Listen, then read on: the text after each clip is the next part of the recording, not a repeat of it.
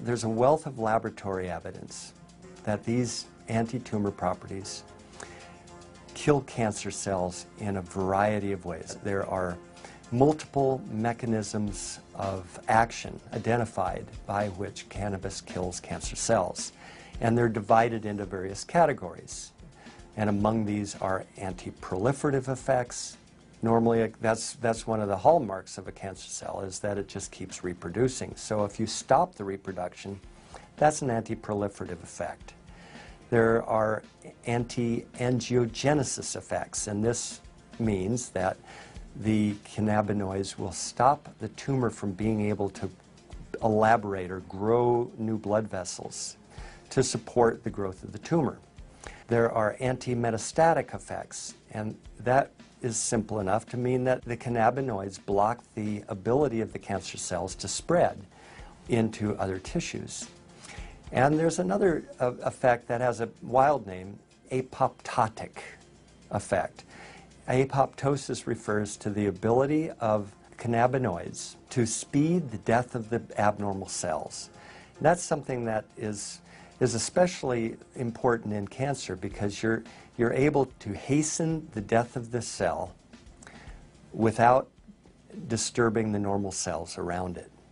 Seth Research Laboratories in California have recently demonstrated that in some tumors, cancer cells are killed by marijuana, while the other healthy cells are left untouched.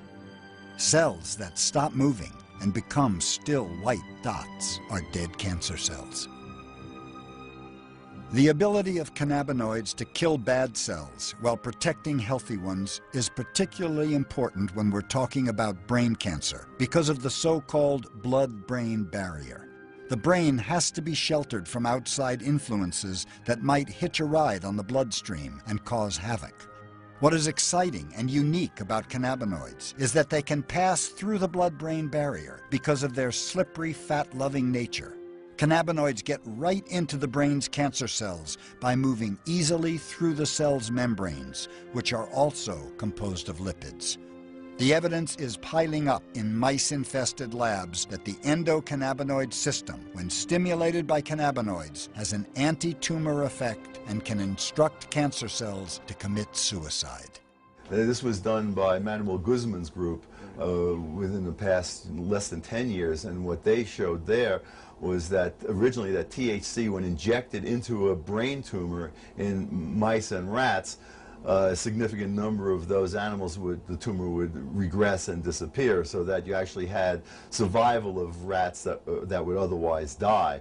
And they examined all the surrounding nerve tissue, and that was all fine, because remember, once again, cannabinoids protect nerves. Dr. Manuel Guzman is a professor of biochemistry and molecular biology in Madrid, Spain, and is known for his groundbreaking studies on medical cannabis. Hemos observado que los cannabinoides tienen un efecto inductor de la muerte de las células tumorales, un efecto inhibidor de lo que es el crecimiento, la multiplicación de las células tumorales. Lo que hacen es disminuir el crecimiento de los tumores.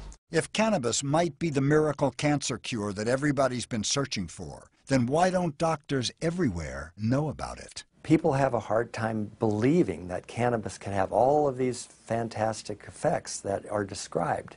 But what we're doing is we're just stimulating a natural system that's already there. This has been developing for hundreds of millions of years. The invertebrates, the sea squirts, the hydra, there are primitive endocannabinoid systems in those organisms dating back 600–700 million years ago. The cannabis plant came along maybe 50 or 60 million years ago.